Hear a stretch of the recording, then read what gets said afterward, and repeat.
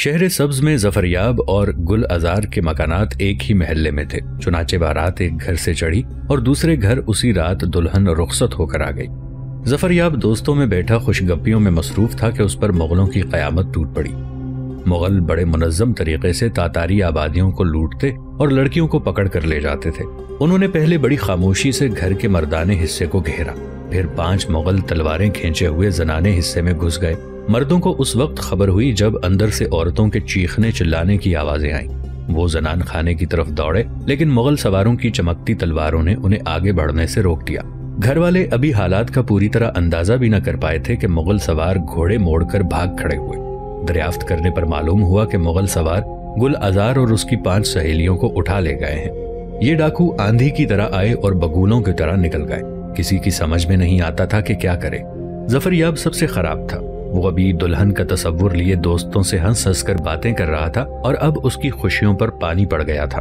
اس کی سمجھ میں کچھ نہ آیا تو وہ تلوار کھینچ کر گھوڑے کی طرف بڑھا۔ دوستوں نے دوڑ کر اسے پکڑ لیا۔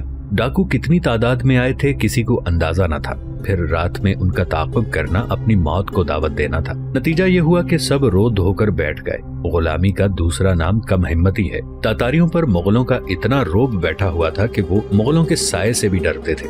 مغل ڈاکو لڑکیوں کو اپنے آگے بٹھائے گھوڑے بگاتے چلے جا رہے تھے۔ لوٹ کا قیمتی سامان خالی گھوڑوں پر بار کر رکھا تھا۔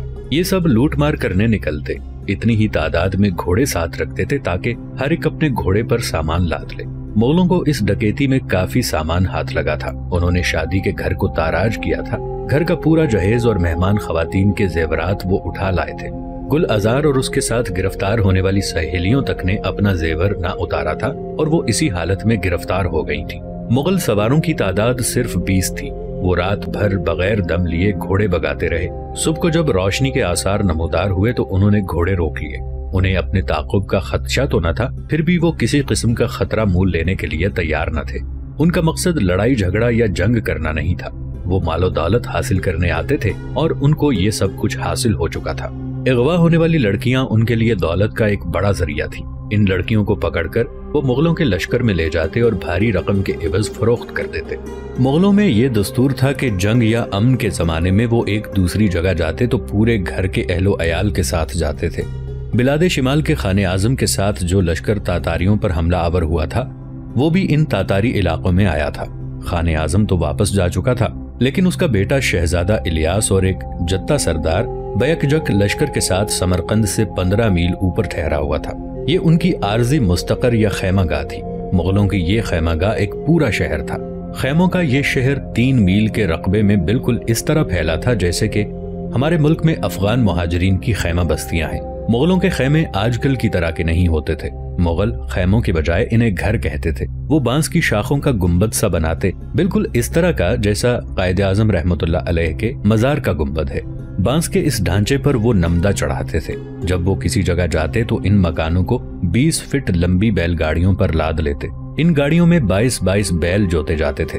کہتے ہیں کہ مغلوں کے 22 خاندان تھے جنہیں مغلوب کر کے چنگیز خان نے ایک بڑی حکومت قائم کی تھی۔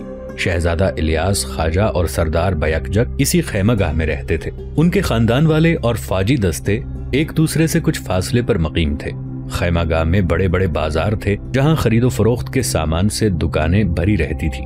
کھیل کود اور تماشے والے بھی یہاں آبسے تھے۔ کوہستانی گانے بجانے اور رقص کرنے والے بھی ان کے درمیان میں گھومتے اور مغلوں کا دل خوش کر کے پیسے بٹورتے تھے۔ مغل فاتح تھے، ان کا ہاتھ کھلا ہوا تھا، مال و دولت کی کمی نہیں تھی۔ تاتاری علاقوں میں مغلوں کو لوٹ مار کرنے کی کھلی چھٹی تھی۔ خان اعظم نے شمال میں جاتے وقت الیاس، خواجہ اور بیک جک کو تاکید کی تھی کہ اب وہ تاتاری علاقوں میں جائیں گے۔ تاتاریوں کے جان و مال اور عزت و آبرو کی حفاظت ان کا فرض ہے، سوائے عائد شدہ خراج کے ان سے اور رقم وصول نہ کی جائے۔ لیکن اس کے واپس جاتے ہی الیاس، خواجہ اور بیک جک نے ہاتھ پاؤں نکالے۔ انہوں نے بڑے بڑے شہروں میں فوجی چوکیاں قائم کر دی تھیں، لیکن لشکر کو خیمہ گاہ میں رکھا گیا تھا تاکہ اگر تاتاری بغاوت کر دیں تو پوری طاقت سے یلغار کر دی جائے۔ تاتاریوں سے انہیں کوئی ہمدردی نہ تھی، انہیں تو صرف دولت چاہیے تھی، اور دولت صرف لوٹ مار سے حاصل ہو سکتی تھی۔ ہر لوٹ مار میں ان کا حصہ ہوتا تھا۔ لڑکیوں کی فروخت سے جو رقم حاصل ہوتی تھی اس میں سے نصف الیاس، خواجہ اور بیک جک کو پہنچا دی جاتی۔ दूसरे दिन मुगल सवार गुल अजार उसकी सहेलियों और लूटे हुए सामान के साथ खैमा गाह में पहुंच गए। ख्वाजा ने हुक्म दे रखा था कि जब मुगल सवार इस किस्म की कोई वारदात करके वापस आएं तो समरकंद में हरगिज नहीं जाएं, क्योंकि खाने आजम ने तैमूर को समरकंद का मकामी नाजिम मुकर्रर किया था और इलियास ख्वाजा और बैक यक को ताकीद की गई थी कि तैमूर की दिल आजारी न की जाए। मुगलों को समरकंद के अंदर भी किसी किस्म की लूटमार की इजाजत नहीं थी। इसी वजह से गुल अजार को लाने वाले समरकंद से कतरा कर दूसरे रास्ते से मुगलों की खैमागाह पहुंच गए। गुल अजार या उसकी सहेलियों को रास्ते में कोई तकलीफ न दी गई। उन्हें अच्छा खाना और फल मुहैया किए गए, क्योंकि ये लड़कियां फरोख्त का माल थीं। अगर वो बीमार हो जाती तो फिर उनकी कीमत अच्छी न मिलती।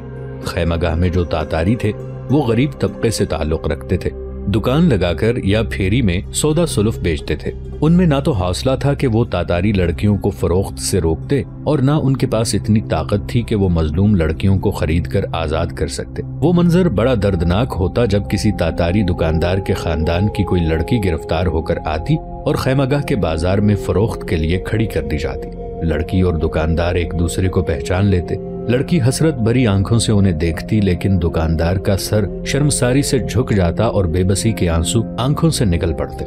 मुगल सवार खैमागाह में पहुंचे तो उन्होंने सबसे पहले फौजी चौकी पर हाजिरी देना पड़ी। ये चौकी इसलिए कायम की गई थी कि खैमागाह के बाजारों में फरोख्त के लिए जो सामान आए उस पर सरकारी टैक्स वसूल किया जाए। खैमागाह के चारों तरफ तमाम रास्तों पर इस तरह की मुताद्दिद चौकियां कायम थीं। लूट के माल का आधा हिस्सा हक्के सरकार के तौर पर इन चौकियों पर वसूल किया जाता और शाम को इलियास ख्वाजा और बैक यक को आधा आधा पहुंचा दिया जाता था। फरोख्त के लिए आने वाली लड़कियों की तादाद यहाँ दर्ज कर ली जाती थी ताकि फरोख्त करने वाले लड़कियों को बेचकर आधी रकम उन्हें पहुंचा दें। शहर सब्ज से आने वाले मुगलों ने भी निस्फ माल चौकी वालों के हवाले कर दिया। अब मुगल अपना पता दर्ज करा रहे थे ताकि अगर वो लड़कियों की फरोख्त की रकम का मुतालबा हिस्सा चौकी से करें तो उन्हें तलाश करके गिरफ्तार किया जा सके। गुल अजार और उसकी सहेलियां चौकी के सामने एक सायादार दरख्त के नीचे बैठी थीं। उनके कवायफ टैक्स के खाते में जमा करा दिए गए।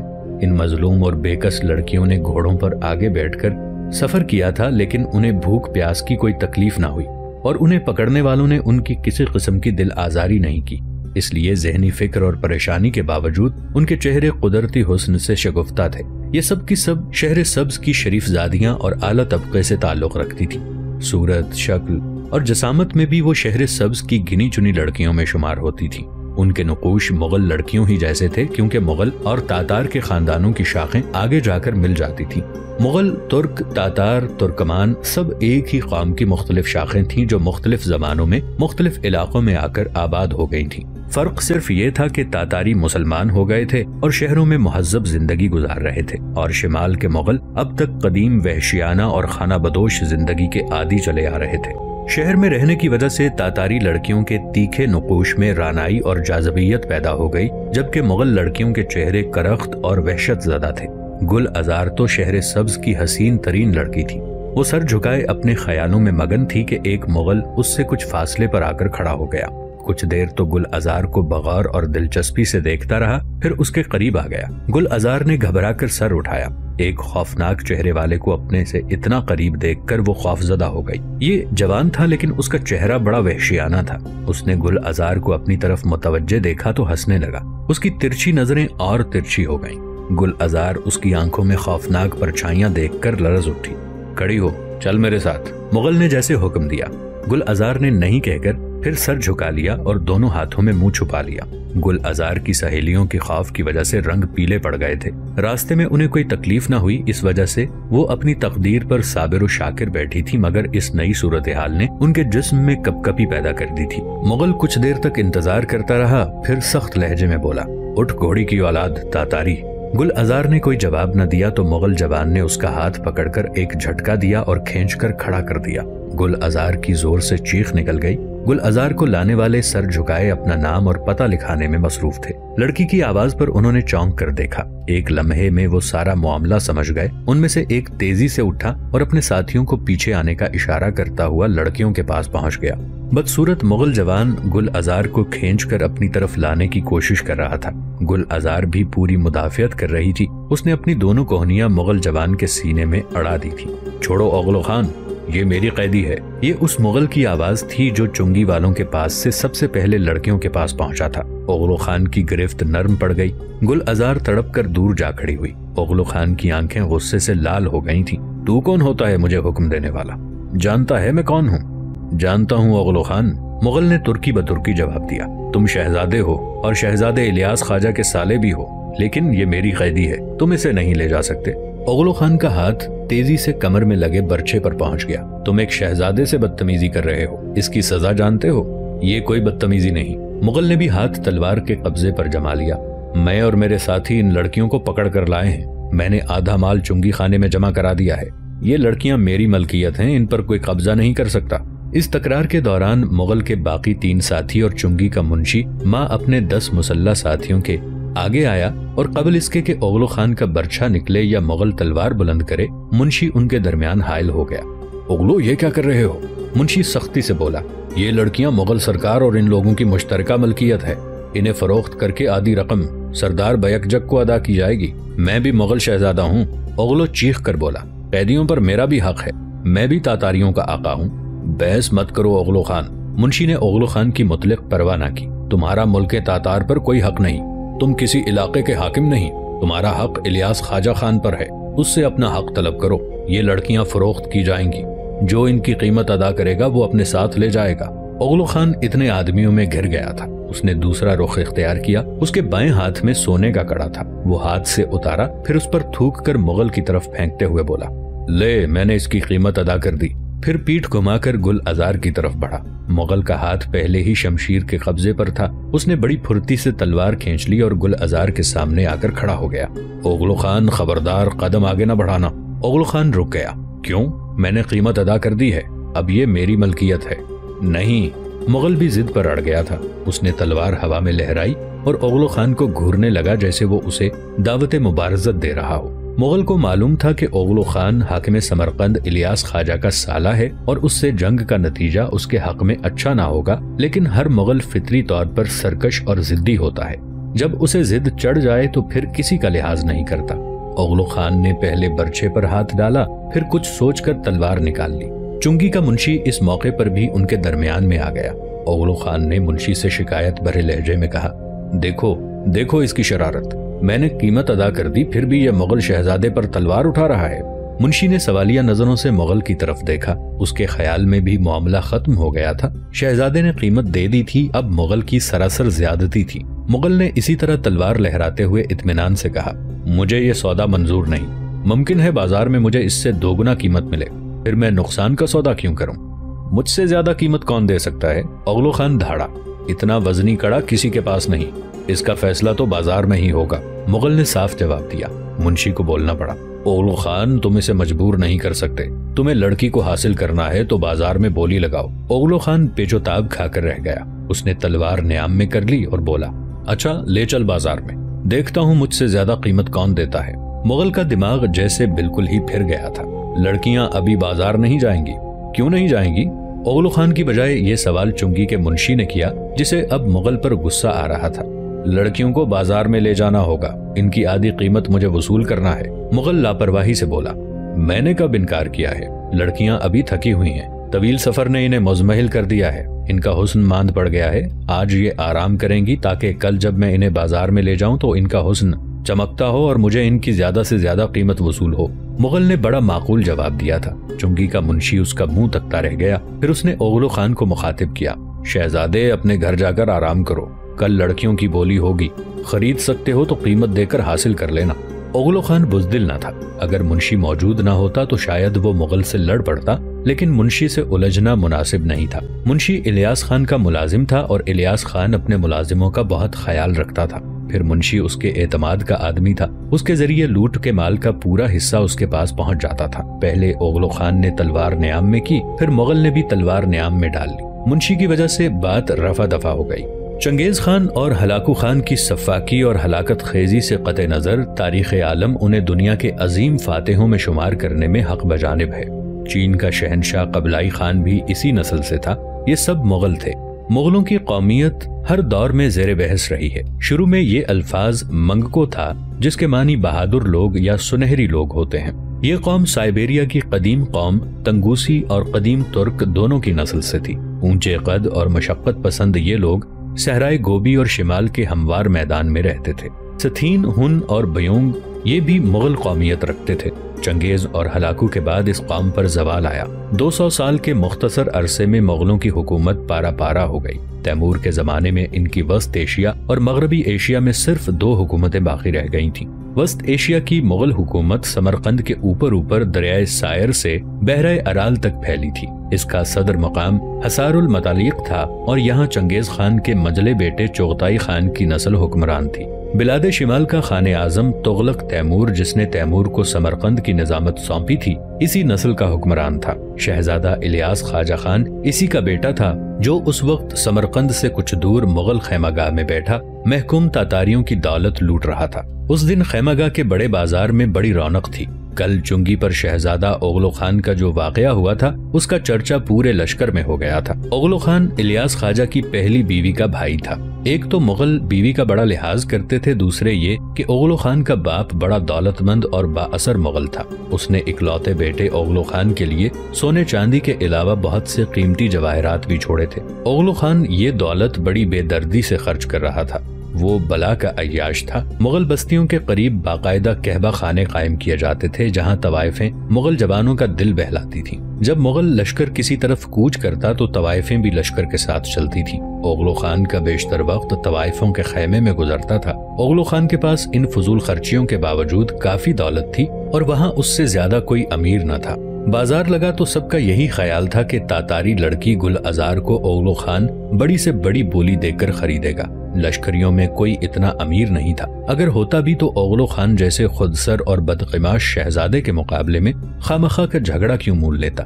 دوسرا کوئی شہزادہ لشکرگاہ میں موجود نہیں تھا۔ خان اعظم کے ساتھ آنے والے شہزادے اس کے ساتھ ہی حصار المطالیق واپس چلے گئے تھے۔ اس طرح اوغلو خان کی کامیابی یقینی تھی۔ تاتاری لڑکیوں کو خوب بناؤ سنگھار کرا کے بازار میں لایا گیا۔ ان کا دل بجھا ہوا تھا، لیکن گہنایا ہوا چاند بھی خوبصورت لگتا ہے۔ ان کے اداس چہرے قدرتی حسن کو چھپانے سے قاصر تھے۔ تاتاری لڑکیاں خوبصورت ہونے کے علاوہ صحت مند بھی ہوتی تھیں۔ جو لڑکی زیادہ صحت مند ہوتی، اس کی قیمت زیادہ لگتی، خواہ وہ خوبصورت زیادہ نہ بھی ہو، اس لیے کہ یہ لڑکیاں گھر کے کام کاج کے لیے خریدی جاتی تھیں۔ دل بہلاوا ایک ثانوی چیز تھی۔ امیر سرداروں کی بیویاں اپنے شوہروں کو تاکید کرتی تھیں کہ ان کے لیے صحت مند لڑکیاں خرید کر لائیں تاکہ وہ گھر کے کام کاج کے علاوہ مغل بیگمات کی بھی اچھی طرح خدمت کر سکیں۔ مغل عورتیں اب جیسی بھی تھیں مشقت کی عادی نہیں رہی تھیں۔ دولت کی فراوانی نے انہیں تساہل پسند اور آرام طلب بنا دیا تھا۔ یہ لڑکیاں خوبصورت اور صحت مند تھیں، ان کی قیمت اچھی لگی۔ گل ازار کی سہیلیاں ایک ایک کر کے معمول سے زیادہ قیمت پر فروخت ہوئیں۔ جب کوئی لڑکی فروخت ہو کر خریدار کے حوالے کی جاتی تو وہ باقی لڑکیوں پر حسرت بھری نظر ڈالتی، یہ بھی اسے حسرت سے دیکھتی۔ دونوں طرف حسرت ہی حسرت تھی۔ یہ سب ایک ہی کشتی میں سوار تھیں اور سب کا انجام ایک ہی جیسا تھا۔ گل ازار کو یہ تو معلوم تھا کہ اسے بھی فروخت کیا جائے گا، لیکن وہ دل ہی دل میں دعا مانگ رہی تھی کہ اوغلو خان کے علاوہ کوئی اور اسے خرید لے۔ اوغلو خان بڑے بھیانک چہرے والا مغل تھا۔ گل ازار یہ بھی جانتی تھی کہ کل اس کی وجہ سے اوغلو خان کا دوسروں سے جھگڑا ہوا تھا۔ اوغلو خان کی توہین ہوئی تھی۔ اگر اوغلو خان نے اسے خرید لیا تو اس توہین کا بدلہ وہ گل ازار سے لے گا۔ اوغلو خان کی نظریں اسی پر جمی ہوئی تھیں اور وہ اسے دیکھ دیکھ کر سہمی جا رہی تھی۔ اوغلو خان نے کسی اور لڑکی کی طرف توجہ نہیں دی تھی، نہ کسی کی قیمت لگائی تھی۔ وہ تو بس اسی پر دانت لٹکائے ہوئے تھا اور دانت کٹکا بھی رہا تھا۔ اس کے دونوں ہاتھوں میں سونے کے 5 کڑے پڑے تھے اور ہاتھوں میں سونے کی ایک ایک اینٹ دبی ہوئی تھی۔ اس کا مقابلہ بلا کون کر سکتا تھا؟ آخری لڑکی گل ازار تھی۔ اسے نیلام کی چوکی پر کھڑا کیا گیا تو اوغلو خان نے ایک جھرجھری لی اور جیسے کسی طویل خواب سے بیدار ہو گیا۔ سب کی نظریں اوغلو خان کی طرف اٹھ گئیں۔ اس کا سر غرور سے تن گیا، لیکن اسی وقت بھرے بازار میں کچھ شور سا ہوا۔ کچھ لوگ گھبرا گئے اور ایک دوسرے کا منہ دیکھنے لگے۔ اسی وقت ہٹو بچو، راستہ دو کی آوازیں آنے لگی۔ لوگ کائی کی طرح پھٹ گئے۔ راستہ بن گیا اور رتھ نما ایک گاڑی آتی دکھائی دی جس کے آگے بیلوں کی بجائے 2 گھوڑے جتے ہوئے تھے۔ رتھ کے پہیوں پر چاندی کے پتھر چڑھے تھے۔ اوغلو خان کے علاوہ تمام مغلوں نے تعظیم سے سر جھکا دیے اور نظریں نیچی کر لیں۔ مغل رتھ نشین معزز ہستی کو پہچان گئے تھے۔ مغل تعظیم کیوں نہ بجا لاتے، وہ ہستی قابل احترام تھی ہی۔ اس کا نام خانی تورا تھا، لیکن وہ لشکر اور پوری مغل حکومت میں بڑی ماں کے نام سے مشہور تھی۔ خانی تورا بلاد شمال کے خان اعظم خاقان تغلق تیمور کی بڑی بہن تھی۔ سفید براق بال جن کی 2 چوٹیاں گوندی ہوئی تھیں دونوں شانوں پر لٹک رہے تھے۔ عمر 60 سال سے اوپر، لیکن بغیر سہارے کے رتھ سے خود اتری۔